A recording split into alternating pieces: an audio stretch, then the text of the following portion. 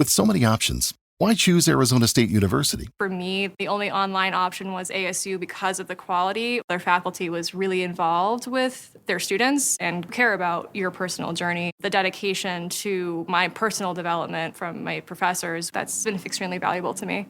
Earn your degree from the nation's most innovative university. Online. That's a degree better. Explore more than 350 plus undergraduate, graduate, and certificate programs at asuonline.asu.edu.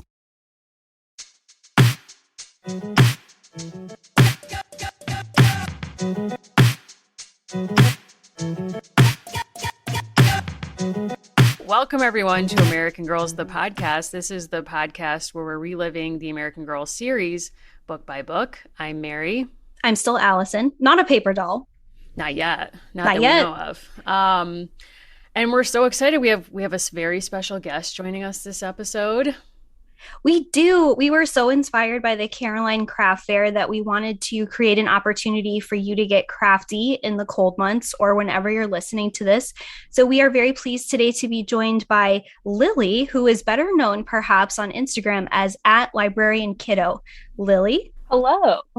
I'm very excited to be here. Well, we're so excited to have you here. And we should say off air when we just met each other, I'm already admiring the fact that you showed up tonight in what I believe to be an authentic Kirsten sweater, no matter what you say about it. And you have like some really great American Girl swag in your space. We've got, for like people who can't see, I've got some grin pins on a tapestry behind me. And then I've got 3 out of, I think, 10 American Girl dolls that I currently own as an adult, apart from my childhood collection. So who's here? Like very brief roll call, if you don't mind sharing. Okay, let's see. All right, we've got Misty Nguyen. She's Vietnamese. Annika Kopanuk. She is Yupik, Alaskan. Jody Shaw. She's a Korean adoptee in the 90s. This is Lindsay. She's been rewigged. Bless her heart. This is Rebecca. She is thriving. It's Hanukkah.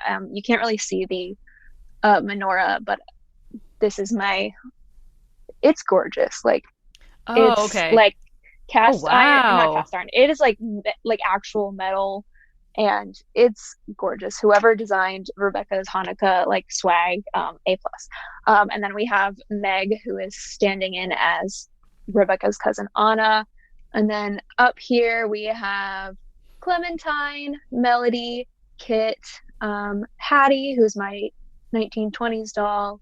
We have Nettie and Nora. Wow. Most of them are like, and they're all 1870s through now. Ladies, I just want to say apologies in advance. I'm really bad with names, so I likely won't remember any of your names, but please don't take That's it personally. fair. They're all in some form or fashion like drawn as doodles on my Instagram. So we said no live shows this year, but I think this actually counts as a studio audience of sorts. So I think 2021, we did manage to have a group. So I think that's fantastic. I love it. I love it. I would say like, hey dolls, but that makes me feel like Frank Sinatra, and I'm currently listening to You Must Remember This, which is making me rethink. I already had some thoughts about the Rat Pack, but so I'm not going to take it to that place is what I want to say to you. But I do feel like I'm in the presence of greatness because Allison and I are huge fans of your Instagram account and your artwork. So it's really cool that you've joined us here. Thank you. I'm so excited. The podcast was like the number one reason why I own all of these lovely dolls today. It relaunched a deep need to collect, so this is your fault. As I gestured to my 10 dolls. As a parent, I'm not sure you're supposed to point to your children and say this is your fault, but I think it does work, I guess. I mean, hopefully they don't have feelings that we know of. I mean, they're all secondhand. It's good for the environment. Okay. Absolutely, yeah. So you revealed to us briefly that your family has a pretty decent American Girl collection, at least from the perspective of the paper. And I was doing some very quick math based on one of your birthday posts that I own things that are older than you from the American Girl universe. And you own things that are older than yourself as well. So what is your first kind of connection to American Girl? Yeah. So they came out in 86. And then my parents were married in 89 and I was born in 96. So in between those years, my grandfather gave my mom an American Girl every year for Christmas because my grandparents are both very big like history like nerds. They're obsessed with the Revolutionary War, so I imagine he probably started with Felicity. And I actually like have a picture over there of my mom holding her Felicity. And there's a Kirsten in the background, so maybe Kirsten was first. But and so she had already had a collection before I was born, and my first memory as a human involves American Girl actually, because we used to live in a tiny house, and we moved very shortly after my little brother was born when I was 2.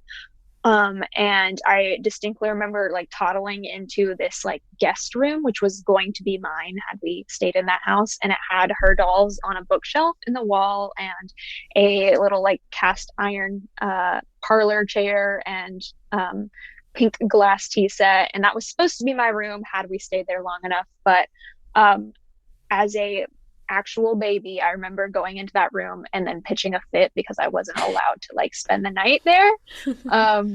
And we were able to trace that back because we moved so shortly after that, like I was like a year and a half to 2 around then. So if that's not like an origin story for American Girl, I don't know what is. But I didn't get them, like I wasn't allowed to play with them until I was in maybe like 1st or 2nd grade. My mom, when I was staying home sick, one day, she brought Samantha down from the attic and let me play with her as like a cold coping mechanism, which maybe wasn't great because like I was probably like snotty and gross, but yeah.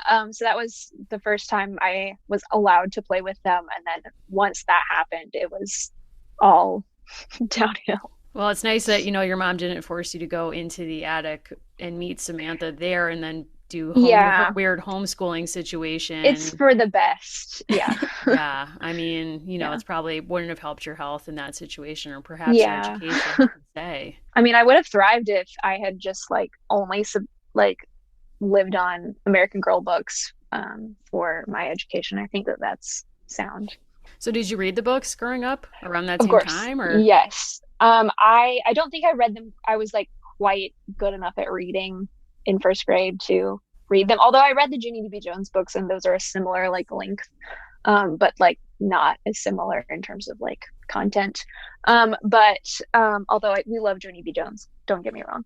Do we? Okay, I'm gonna just tell you right now, I'm a decade older than you based on the math that you've revealed. So I'm an elder, I guess. I accept that. Yes. And I don't like, she passed me by, so I'm going to trust you that this is an icon. I will say it's reminding me that once somebody DM'd me, a stranger, and was like, oh my God, you remind me of that character. Oh, and then I never Googled I don't think that's fair at all. Okay, thank you. I totally accept your opinion. I never investigated this, so I don't know who that is.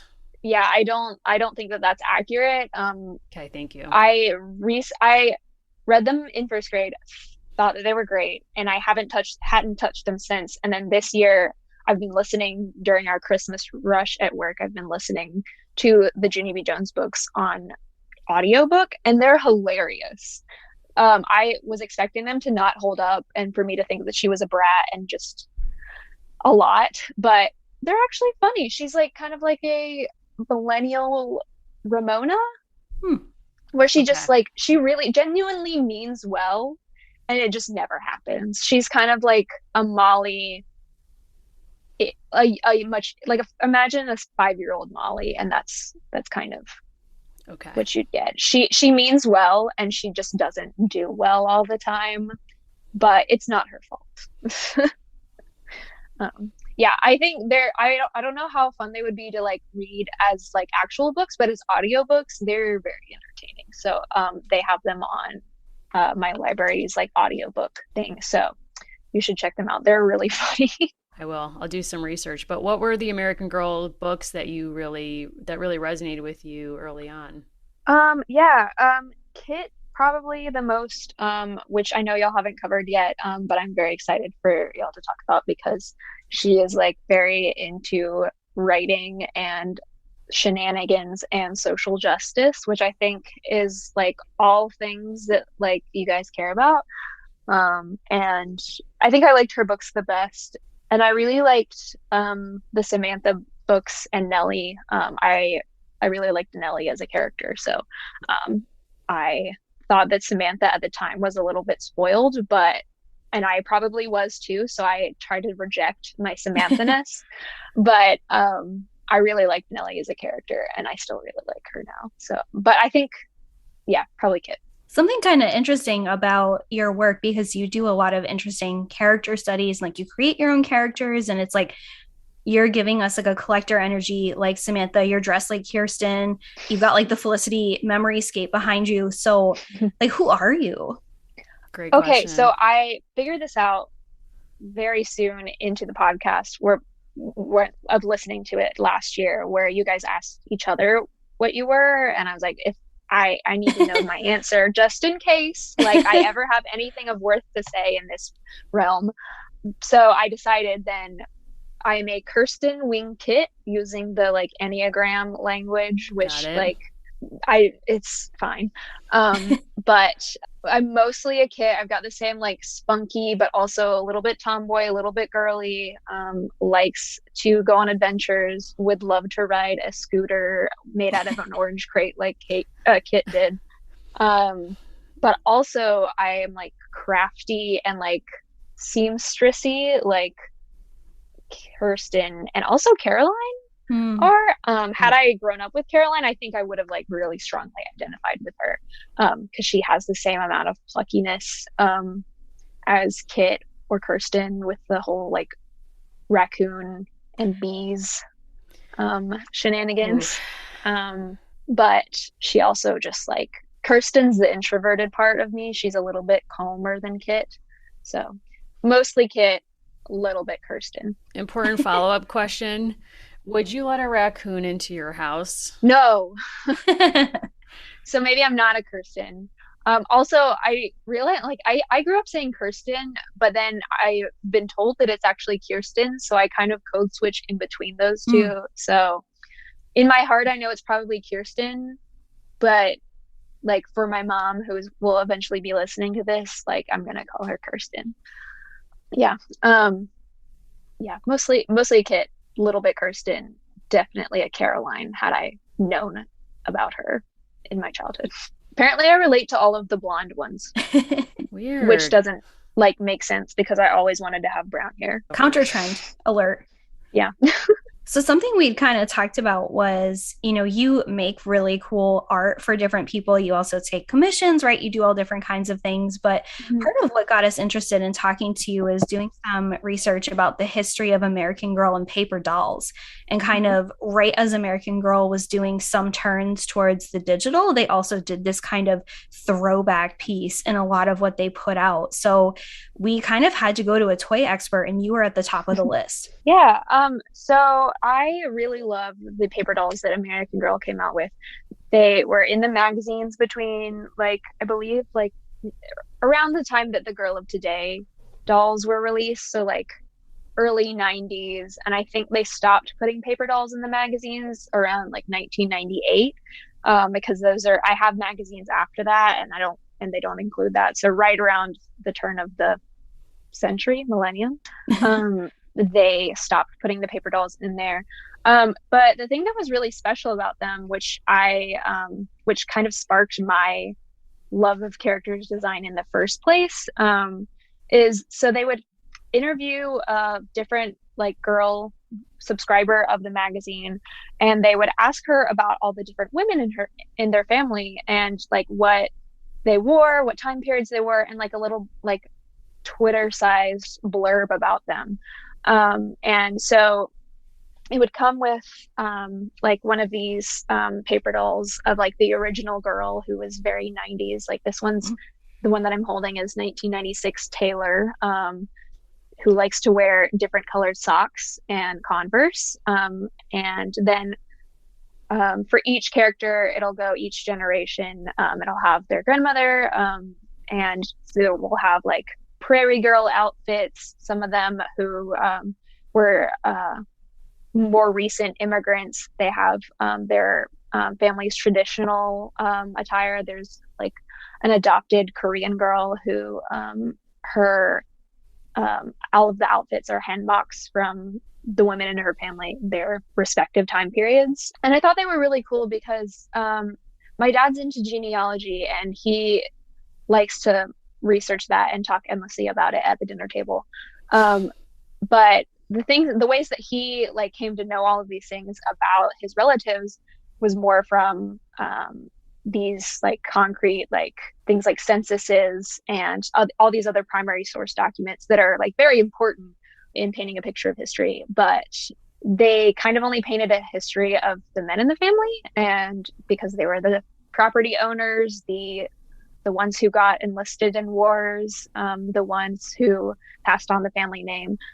So I really liked these paper dolls because they highlighted the matrilineal line and fleshed out like kind of the material culture of these women's worlds and what life would have looked like through their clothes and through their accessories and through their little stories. And I wish I had enough information about like further back generations of the women in my family so that I could make my own. Maybe that's something that I like hardcore pursue in 2022 because that would be really fun.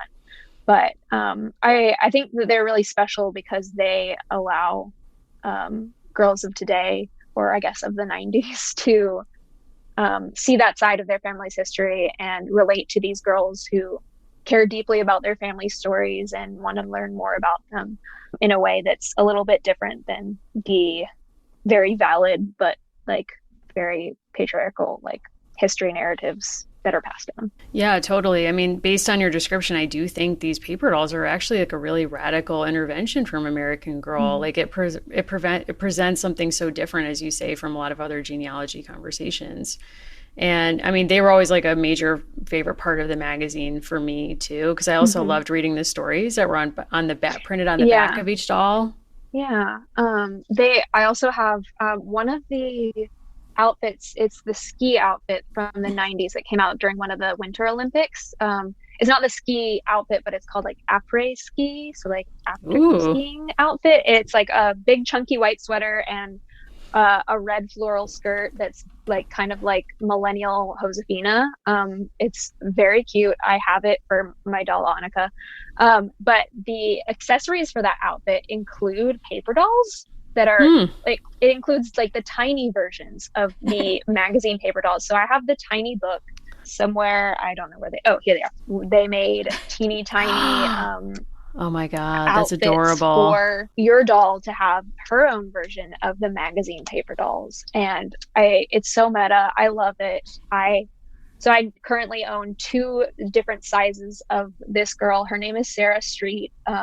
If you're out there, I own 2 different sizes of your family's history in paper doll form. Wow. And they weren't afraid to go meta with it. And I love it. Well, and each issue of the magazine also had like a small book for your doll to tear out. So I have some of those, but those little teeny ones are so adorable. Actually, so they used to have all those short stories in the back of the magazine, and I will say adapted one of those stories, but I most definitely plagiarized it, and I used it in a writing contest for my school because I knew no one would have any idea what it was from because it was from the 90s. Oh my God. Yes. Are you kidding? Also to my mother, who didn't know that, I'm sorry. Listen, Mom, she's an artist. Like she takes a license with things. It's okay. I take inspiration. It was about a ghost girl in a creek. What? I was just going to ask what the story was. I don't remember what it was called. And I definitely rewrote it. I did like change a lot of things. Listen, we're not going to turn you in. But yeah, it probably doesn't stand up. Like it's probably like garbage anyways, but like I would love to find it and compare to the original. I love that you did this. Like, apologize. Don't apologize. What you could just say reasonably like, listen, my nascent understanding of copyright law was that, you know, if a year had gone by, it enters the public domain and then that's mine. Yeah. Who knows? I mean, to in child years, like the 90s was like 100 years ago. Okay, we already feel old. Okay, let's take it easy. Yeah. I mean, it's fine. It's fine. I love that you did that. That's so iconic. I want to make a paper doll of you, like taking that story. That'd be fun. So this holiday season, you might be looking for that last minute gift for someone you really care about. And you might also be worried about supply chain issues. We're really excited to be sponsored this month by Storyworth. Storyworth is an online service that helps you and loved ones preserve precious memories and stories for years to come. It's an honestly really thoughtful and meaningful gift that connects you to those who matter most. With Storyworth, you get emails to your relative, friend, or someone else you love each week with a thought-provoking question that you get to choose from a pool of options. The questions include things like, what's the bravest thing you've ever done? If you could see into the future, what would you want to know? After a year, Storyworth compiles all of these stories and photos into a book that you can keep and love for generations. I did this with my parents, and my mother's book is one of my favorite objects. One of the things I loved learning about the most was her earliest memories of growing up with her parents and her memory of getting the polio vaccine. With Storyworth, you can give those you love a thoughtful personal gift from the heart and preserve memories for years to come. Go to storyworth.com/AmericanGirlsPod to save $10 on your first purchase. That's storyworth.com/AmericanGirlsPod and save $10 on that first purchase. I did make paper dolls every year. So while I was obsessed with these as a child, the American Girl magazine paper dolls, I also went to this summer camp where we made paper dolls. And at the end of the camp, I asked for the template for them, or I probably made my mom ask for me because I was too shy. And so every year I made paper dolls with the same template from like first grade to like sixth grade. As soon as summer hit, it was paper doll time. Towards like fifth or sixth grade, they start being like very blatant like drawings of Hannah Montana outfits. Respect. Yeah. It's some iCarly in there, which is like showing my age a little bit, as being like very, very different from y'all's, but a different era of Disney I Channel. know what iCarly is. Like, I'm not cool, but I know what iCarly is. So they weren't historical per se for you. No. Your own. Some of them were inspired by different outfits that I saw in the catalog in the American Girl catalog that I wanted but didn't have. I think that's the case for most of them, because I also had, because my mom collected them, I had a lot of catalogs that were from before I was born. So we have some of the Pleasant Company ones from the early 90s. I kind of wasn't really allowed to touch those because they're like sacred materials, but the ones from like the 2000 to like 2004, like before I was really allowed to like be trusted to flip through them, I copied a lot of those outfits and made those paper dolls because they were already retired by the time I was asking for new American Girl stuff. I think what's like so interesting too is it almost seems like your mom is kind of a half generation right between us. Yeah. And the fact that like she really thought that this was super valuable, and the fact that you kind of combine like your father's genealogical research with your mother's love of material culture and your mother's love of these kinds of things. Like we've said before, in our families, this was about actually making a different generational connection, which was that my mom grew up kind of with the shadow of World War II. So that's why Molly was her pick. For you, it's different. It's like your mom was an OG consumer of American Girl. Yeah. And I loved when you guys talked about that, about relating to Molly and as like a portal to your grandmother, because when I was a kid, before Julie and Ivy, the 70s dolls came out, my mom is like a halfway in between Melody and Julie, so halfway between the 60s and 70s, and so in terms of like when she was 10. And so before Julie came out, which was when I was in 5th grade, I had a look-alike version of my mom as a 10-year-old, and in 1978, So that was her time period. And she was the Amy doll. And so I had a look-alike doll and my mom had a look-alike doll. And she had collected all of these little things, like a tiny Where the Wild Things Are book. And she had made a replica of her first day of school outfit from first grade. While I had the historical dolls, I also had this look-alike pseudo-historical doll that was my mom as a child. And that, I think, is a pretty rare thing to have as an American Girl collector. And that was really special to me to have this doll version of my mom so that I could understand things about her and her childhood. And I don't know, it was a great way to like understand my mom in a way that I don't think a lot of people get to experience. So I'm very lucky that she made that and that I was allowed to play with her and to play with the tiny versions of her things.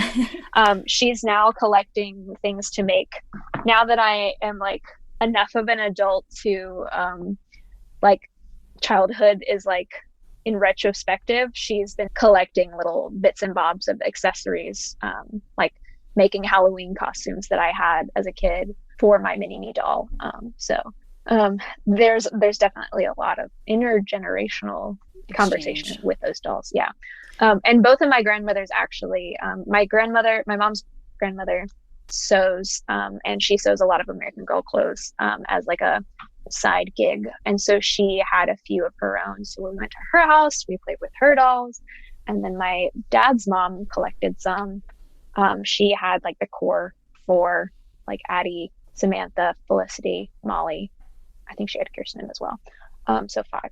And she passed away last year. So I'm getting those ones from her. And so my mom and I will both have the original ones.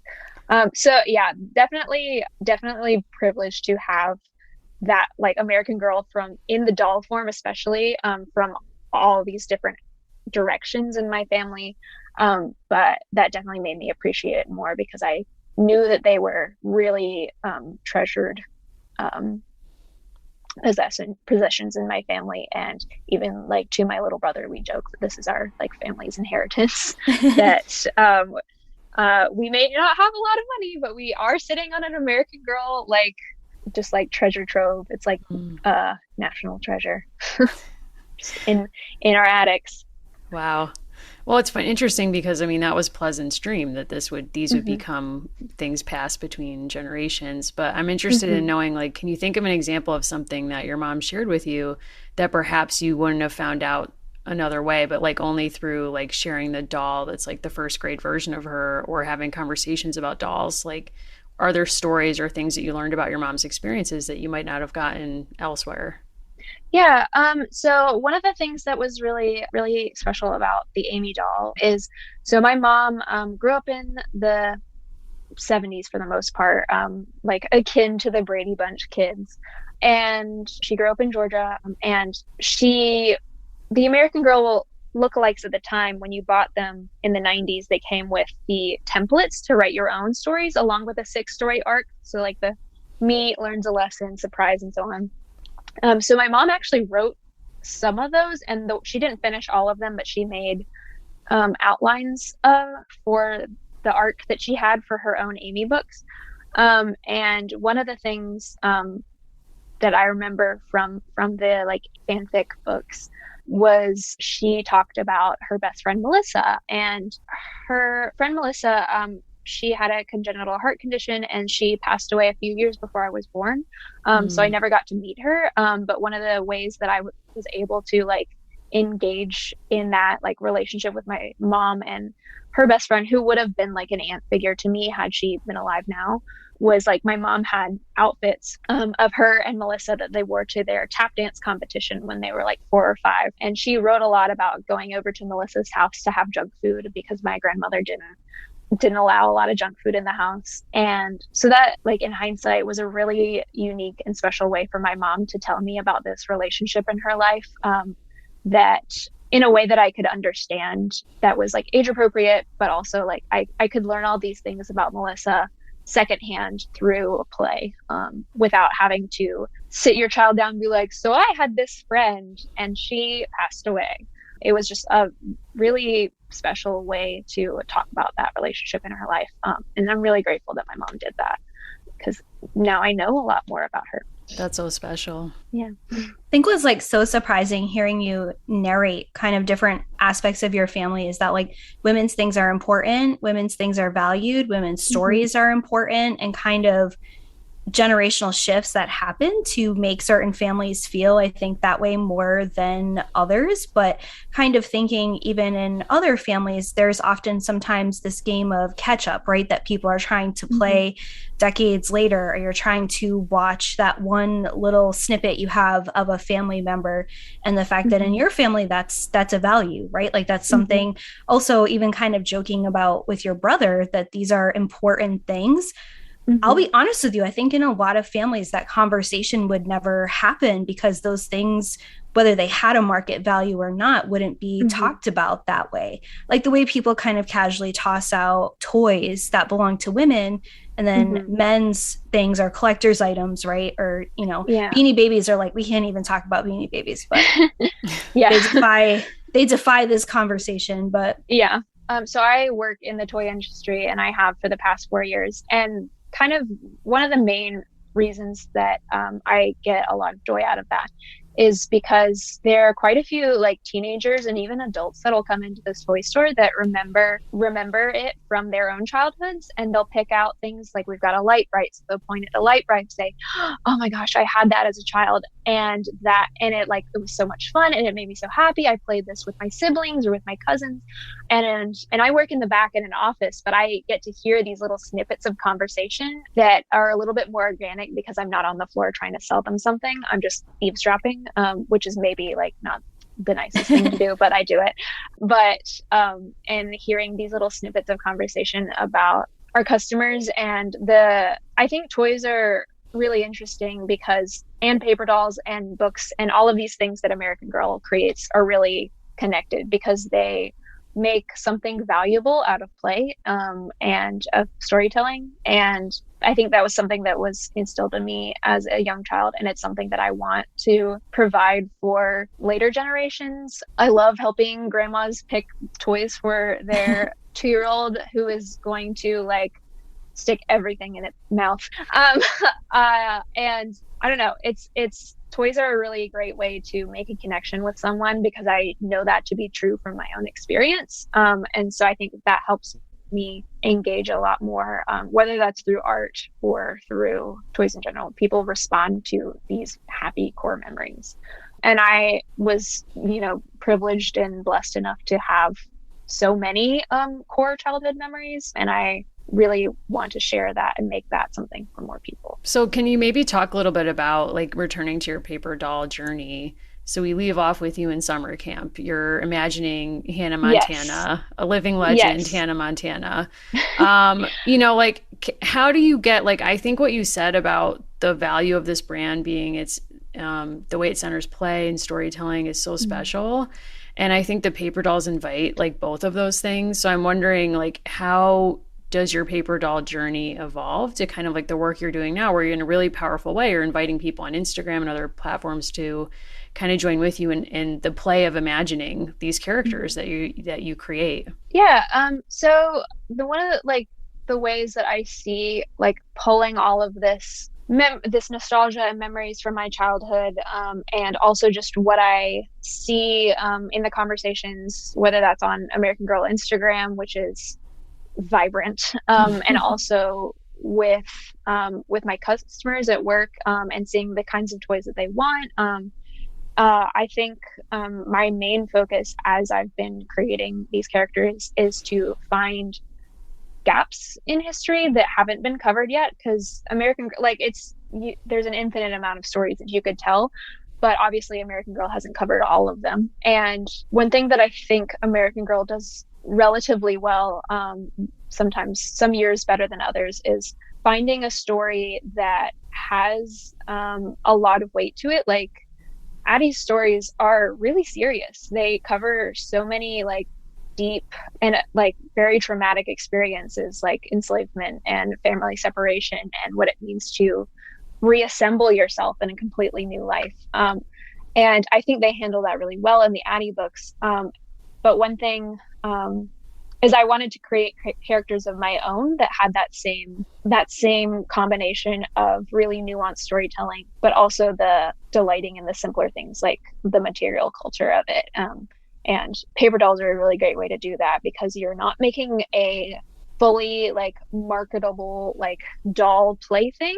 You're having more a like stand-in of a story, almost like a picture book illustration. You're not rather than having a full doll to represent a time period, you're having a more just like sketch or like not caricature, because that's like negative, but a quicker way to convey all of these stories that American Girl hasn't covered yet. They're not going to have time to cover all of them. So it's a way for me to kind of insert ideas into the American Girl universe without writing letters to American Girl specifically asking for a doll that's from the Harlem Renaissance. I did that as a child. I did ask for a lot of different dolls, and I got a bunch of letters back saying, we don't take unsolicited requests from minors, but thanks. Somewhere I have all of those. Can you remember like what kind of dolls you were requesting at that age? So Hurricane Katrina happened when I was in 3rd grade-ish, and I didn't understand the delay of how long it takes for them to develop the Girl of the Year. So I was like, all right, Girl of the Year 2006 or 7, I'm not totally sure on the year. She is going to be set in New Orleans around the time of Hurricane Katrina, and all of the proceeds, or a certain amount of the proceeds to the doll, were going to go to like relief efforts for the doll. And I remember her name is Callie. She also had a Scotty dog, and her dad was like a ship captain. It didn't really make sense, and it wasn't well researched, but to be fair, it was 9. But I sent that to them along with drawings. They said no, but it's fine. I haven't recovered, but wow. Their loss. Mm-hmm. Love that I'm attitude. just drawing my own paper dolls now, so love that. Yeah. But long story short, like making the paper dolls as an adult has been a way to make the types of characters that I didn't see from American Girl as a child, and what I know, like friends of mine from different ethnic and racial backgrounds, and just classes and all different and other minorities, just feeling like they couldn't relate to American Girl because they were all Kirsten, they were all Felicity, and not seeing themselves. So yeah, making designs that more fully reflect all the different ways to be an American or an American girl. Now, do you have tips for, like, just imagine for a second there was an adult who felt like she wasn't equipped to play with paper dolls. That adult's me. And so I was like prepping them before this conversation. I already ripped like a third of the stuff. This is why this was I don't do well with perforation. And so this was like bringing back memories. When you were talking about like some of the intellectual opportunities that you afforded your dolls with the Inception magazine doll story, mine were not that erudite. Like they sat for school, they were disciplined, they listened, they had backpacks. That was it. Like they got the lecture and the stickers that I offered. But I have a Caroline kit, right? I have a pre-made kit that was given to me. Like, where do I start? Like, how do I get play and joy from? I don't know what to do. I will just also add, this paper doll looks shockingly like JoJo Siwa. And she is staring at us, like, she is staring at us. She's been she part doesn't, of like, show. I don't even know how to engage with that because I haven't ever seen JoJo's hair down. So, like, I saw it down in one photo, and it actually does look quite like this. Like, I'm actually, the whole time that we've been talking, she's been staring at us. Oh my god, now she's coming closer. Oh my gosh. Oh my god, I'm sorry I haven't followed your journey on Dancing with the Stars. Is this how I play with paper dolls? Like, I mean, maybe this is my experience. Like, I imagine that this Caroline is actually JoJo. I have sets, I have little furniture for her. I'm a dollhouse gal. So me too. Same. I live like slightly more miniature and still have a lot of my little dollhouse stuff. It's like, I think where I'm struggling is the paper aspect, but I love what you're saying about how affordable this is. Like, this is a lot more accessible. She can go over here now. She's done. So with paper dolls, I mean, really the joy of them is dressing them and changing their outfits. Like, it's just great. Like, I love making all of the like American Girl prints that I make because I just love drawing their outfits. And that's like 80% of it for me. But you could take your American Girl paper doll, put her in your pocket, bring her when you go vote, take pictures of her at historical sites,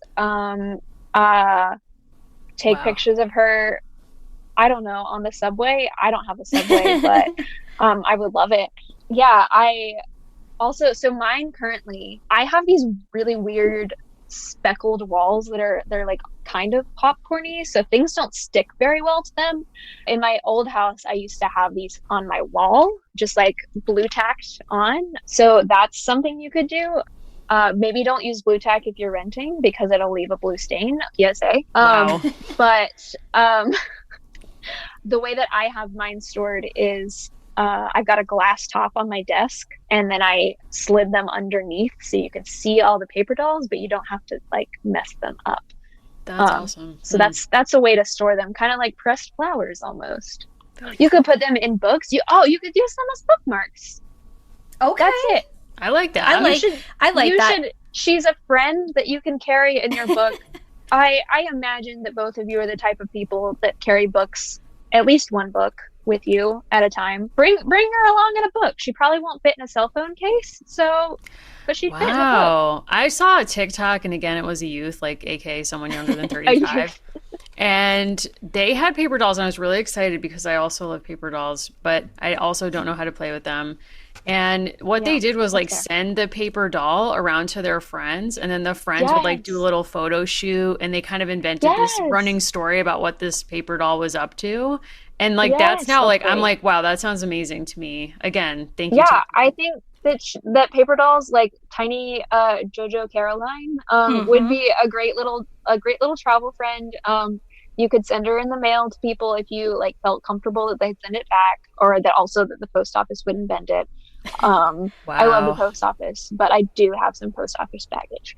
But that's for another time. But yeah, I think really the bookmark is probably the best way to go, like as an adult. I think you're right. And you can still snap pictures. This is like adjacent, but not quite a paper doll, but it's small enough. I gave my partner a Thai Beanie Baby monkey for his birthday. And his name is George, and he has a tiny sweater, and we take pictures or videos of him whenever we go somewhere new. I love that. So you could do that. Wow. I don't know about the tiny sweater, but well, now I want to like send it on a chain to people who will like do this story thing with me, but I also have no idea how you practically make this happen because the TikTok did not explain it. I apologize to the person who made this TikTok. I don't remember your username or name at all, but I'm inspired by you. The types of people that engage in American Girl Instagram, and also in like the Duncan Shiros, the Patreon people, would all be people that I would trust with a paper doll. Wow. So I think that like I have like a few American Girl Instagram friends that we actually do send each other things. I have a sketchbook that Sydney of 5 Hens and a Cockatiel just randomly sent me. So I think it can be done. And I think that it would bring a lot of joy to all of the American Girl Instagram people. I don't really know if there are other American Girl communities on different social medias, but that's not my journey.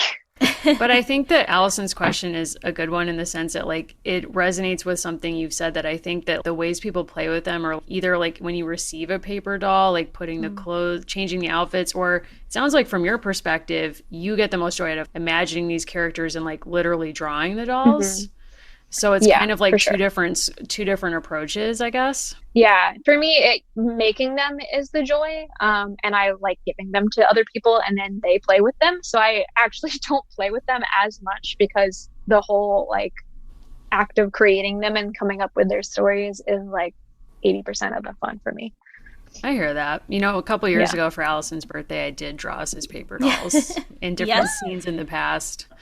And I had a lot of fun making those. That's awesome. I'm nowhere near your skill as an artist, but it was more just like imagining us in different scenarios. But that's awesome. I can speak to that. It is fun to kind of make things. Yeah, for sure. So you might be asking yourself, are you really listening to a podcast if you're not hearing an ad for a meal kit?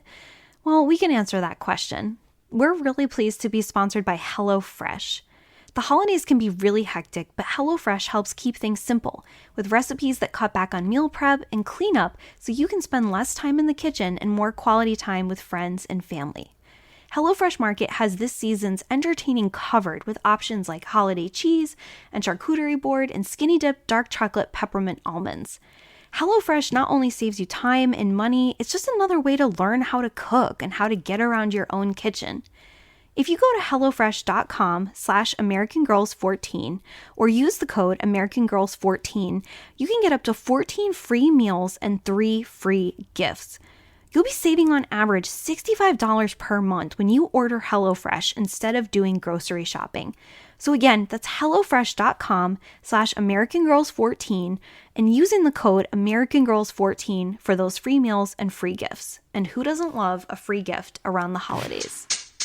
I should say also, we're kind of like sleeping on this fact. You actually made a sheet for listeners to actually print out and play with. Yeah.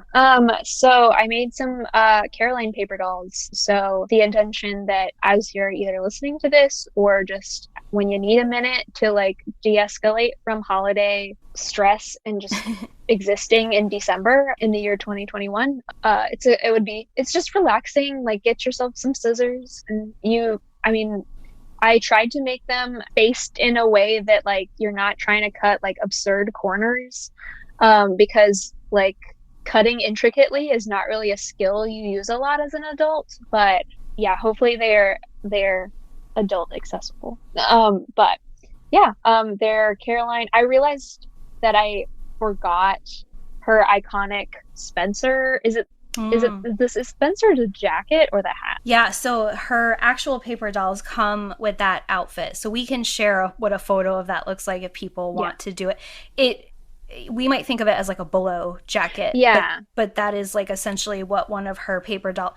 So the paper doll set is her, Rhonda, and Inkpot, which is like the most random crew you could imagine for a paper doll set. So really JoJo, Inkpot, and Rhonda. Just give her a bow. She's JoJo. And like some sequins. So it's her default outfit is in the nightgown, and then there's her spring, summer. She doesn't really have a summer outfit, but that's been made by American Girl like as a doll outfit. But almost all of the Caroline books have her in this blue and red striped dress that is missing for whatever reason from her collection. So I put that in there just as justice for the red and green or red and blue dress, and also her Christmas dress and the very Taylor Swift work dress. It's iconic. Yes, that is iconic. I wonder, like, I'm in awe of what you created for us. Like, these are so beautiful. I'm staring at them right now, and I'm just really amazed by your talent. I'm just wondering, like, speaking to the joy that you have in creating these, like, are there outfits that you would create for Caroline? Or like, did you think about accessories or other looks that you would want to make that aren't canon, perhaps? Yeah. So one thing, I have two ideas for that. One is that I love adding and drawing outfits for the canon American Girl dolls that are in their books, but they never produced for whatever reason. My mom has actually written a couple of like angry emails to American Girl asking why they didn't make the Hands Across America shirt for the Courtney doll yet. Oh my God, that would be amazing. Yeah. So from that perspective, I love drawing all the outfits that they missed. So combing through every single illustration and then figuring out from the angles that I'm given what it would look like as a full outfit. I really loved all of Caroline's high-waisted outfits, but I don't really like the colors. They're a little bit too, like, I don't know. They aren't as cohesive as I would like them to be. And I think maybe that's because the illustrator like really leaned into the like romance book, really deep colors. But I would really like some more like Austen-y pastels and like dainty florals. I think that would be great. So maybe I should embark on some new Caroline outfits. One of the reasons why I recolor all of my prints to be slightly pink is because I want them to all be pastel, and they're not in real life, but I can just make that executive decision in my own art. Can you talk us through your process a little bit? So like, how do you make these like from start to finish? So I draw on my iPad. I use a program called Procreate, which is really awesome. And I normally use an Apple Pencil, but I have misplaced it. So a lot of my recent drawings are with my finger, including the Caroline paper dolls.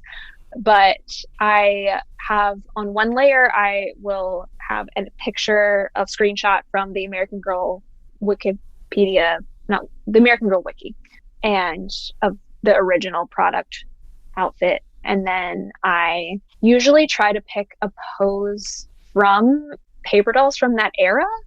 So like for Caroline's, I looked up like paper dolls 1810s and finding pictures from that, or I guess catalog cutouts or scanned pictures of paper dolls from that time period. So like the Molly paper dolls are actually, the Molly ones are based off of a picture from Molly spinning in the catalogs. Some of them are old Pleasant Company posed model poses, because it's really hard to figure out how to do like 21 or 22 poses for the same age of character.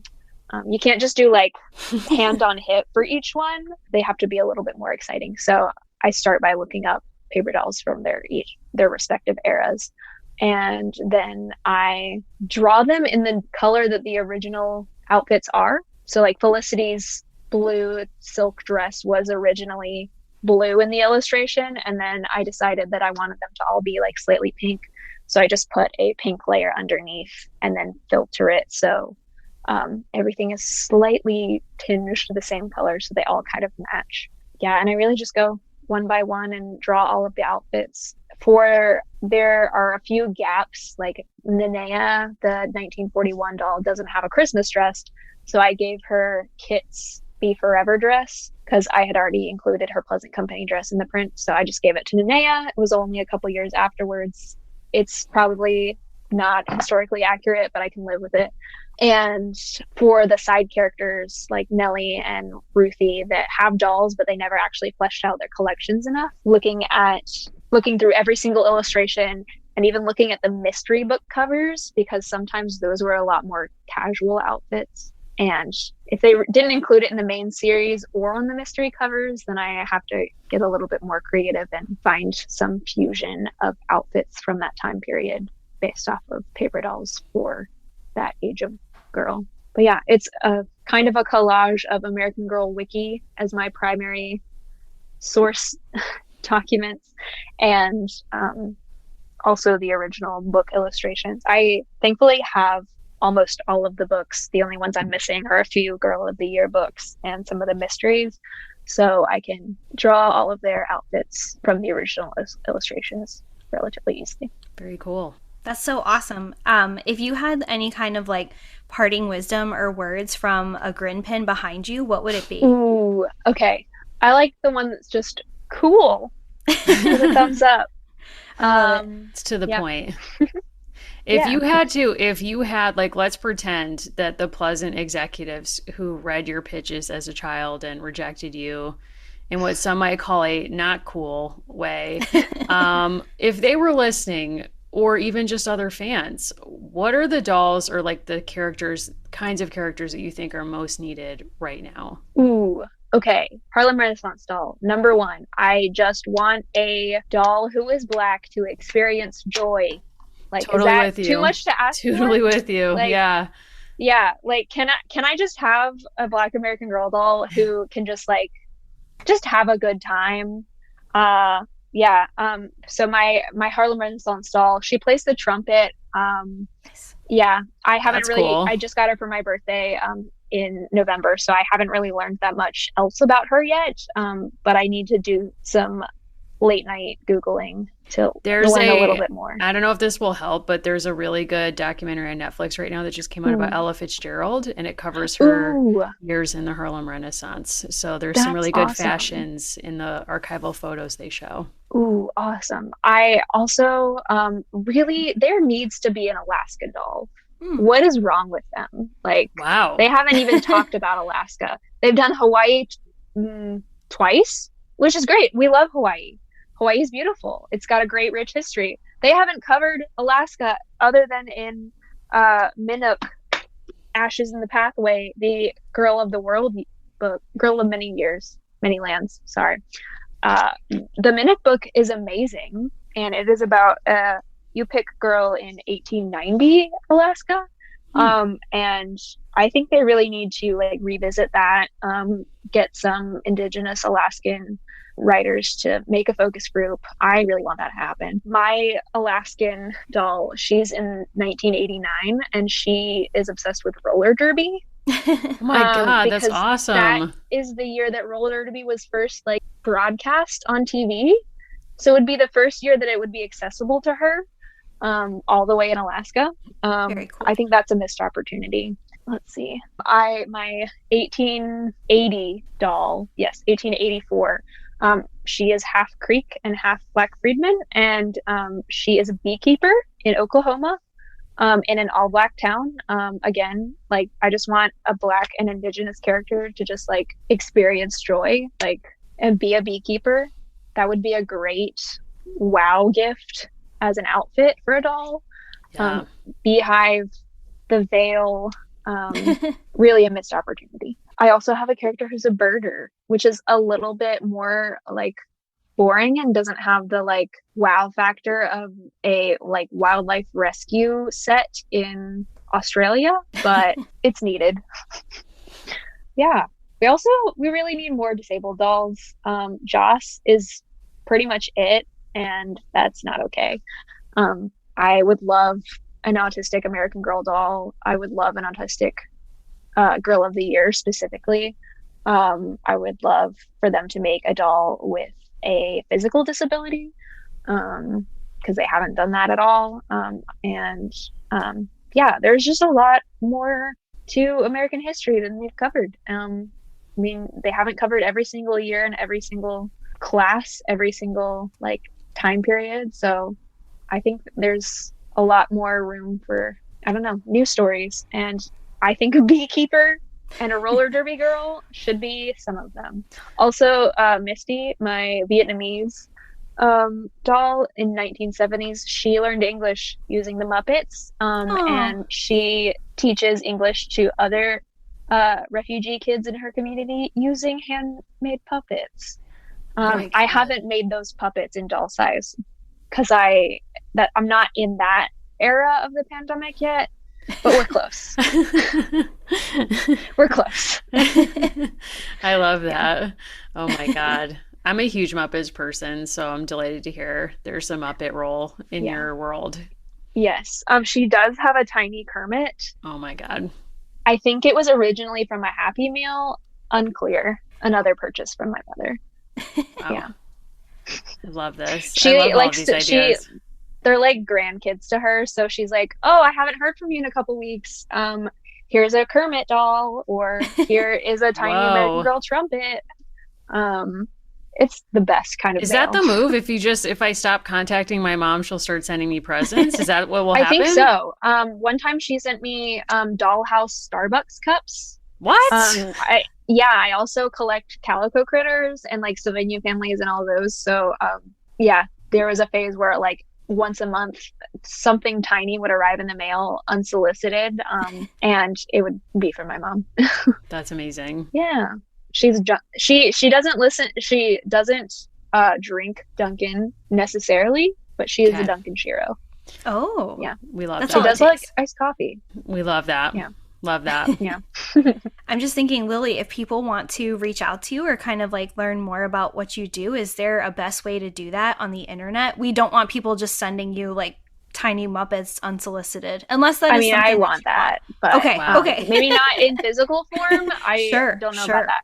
But on Instagram, I am LibrarianKiddo, and I am also LibrarianKiddo on Etsy and TeePublic, which is where I sell prints and various American Girl inspired merch. And then my website is librariankiddo.com. Everything is LibrarianKiddo. It's just easy to spell. They are both words. I'm neither a librarian nor a kiddo technically, but it's the vibe. I love that handle. Allison, where can people find you if they want to talk paper dolls, et cetera, et cetera? Yeah, so I'm at Allison Horrocks on Twitter and Instagram. Mary, where can people find you if they want to start a paper doll chain? I mean, if people want to start a paper doll chain, I do need to find that TikTok again, or someone's going to just have to tell me how this would work. But please reach out to me at Mimi Mahoney on Instagram or on Twitter at Mary Mahoney123. And we should say that your t-shirts and all your merch are amazing, that you've made like related to this show and to American Girl. So I really do hope people check out your stuff. Yeah, I got a sketchbook for myself actually of Kaya, and I'm really excited to finish my current sketchbook so I can use the Kaya one. And I think we do link to your stuff off of our website. So if you go to AmericanGirlsPod.com, you should be able to find it. And Allison? Yeah, so if you are searching for our P.O. box, our telephone number, or any other way to reach us, that is on our website for the American Girls Podcast. You can reach out to us on Twitter, where our DMs are open at A Girls Pod.